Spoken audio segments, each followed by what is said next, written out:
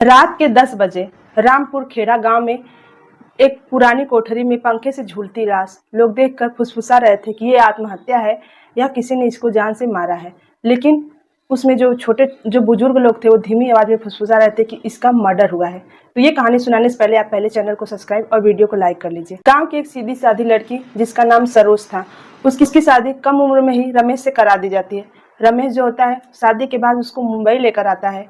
गांव से जब मुंबई लेकर आता है तो पहले तो कुछ दिन सब ठीक चल रहा था, बेहद प्यार करता है उसे और दोनों पति पत्नी अच्छे से जीवन चल रहा था। लेकिन धीरे धीरे रमेश की सच्चाई जो होती है सरोज के सामने आ जाती है। जो रमेश होता है वो बेहद शराबी होता है और रोज प्रतिदिन का काम था वो शराब पीकर आता और जो सरोज थी उससे लड़ाई झगड़ा करता, मारपीट करता और उसके साथ हैवानियत करता।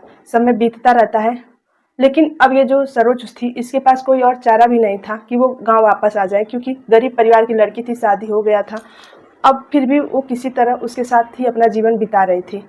वो सोचती है कि हो सकता है समय बीतेगा तो ये धीरे धीरे सुधर जाएगा। अब धीरे धीरे समय बीतता है, इसको 2 बेटियां भी हो जाती हैं।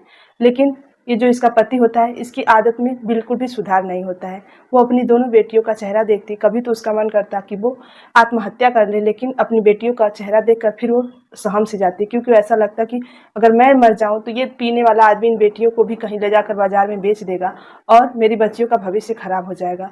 लेकिन एक रात ऐसा होता है कि रमेश पीकर आता है और अपनी पत्नी को इतना मारता है, उसको जगह जगह लाइटर जला जला कर जलाने की कोशिश भी करता है। उस दिन हद ही हो जाती है, वो इतना ज़्यादा दुखी हो जाती है कि रात में उठती है, रेलवे की पटरी की तरफ जाने लगती है। वहाँ जाने के बाद सुबह खबर फैलती है कि सुबह किसी महिला ने आकर पटरी पे जान दे दी। जब उसकी मौत की खबर इसके पति को मिलती है तो ये शराबी होता है, इसको कोई खास फर्क नहीं पड़ता है और ये दोनों बेटियों को लेकर गांव आ जाता है और दोनों बेटियों को ननिहाल भेज देता है।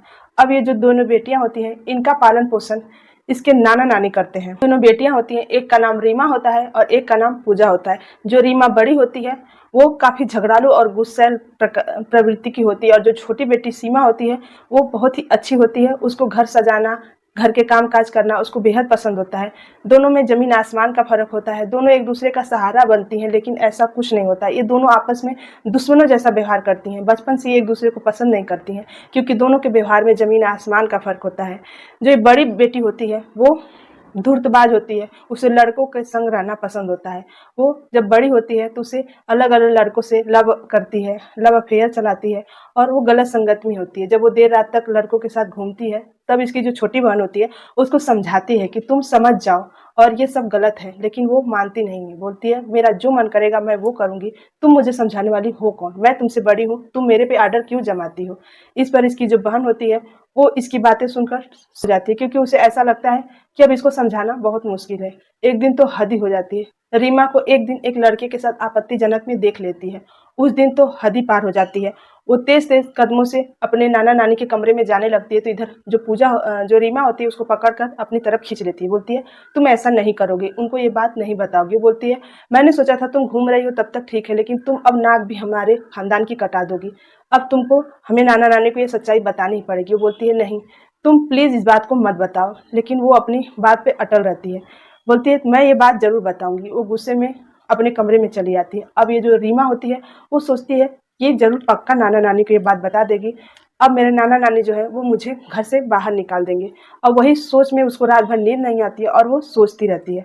अब वो अचानक बाद 12 जब बजते हैं रात को तो उठती है तो देखती है इसकी जो छोटी बहन है वो गहरी नींद में सो रही है। अब इसको समझ में आता है कि इसकी सांसें ही बंद करने में मुझे भलाई है, क्योंकि ये राज इसी को पता है। अगर ये बता दी तो मेरा राज खुल जाएगा और मुझे लोग घर से बाहर निकाल देंगे।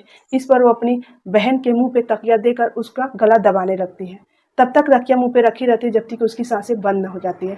जब उसकी बहन तड़प तड़प कर मौत हो जाती है तब उसको उसी के दुपट्टे में पंखे से लटका देती है और जब सुबह होता है अपने दूसरे कमरे में जाकर सो जाती है। जब सुबह होता है तो उसके परिवार वाले जो नाना नानी हैं देखते हैं तो जब पूजा की लाश देखते हैं तो वो चकित रह जाते हैं। उन्होंने उनको बताया, उसकी बहन जो है बोलती है ये जो पूजा थी कुछ दिन से परेशान थी, इसका किसी लड़के से अफेयर था, इसी से परेशान थी, इसलिए उसने आत्महत्या कर ली।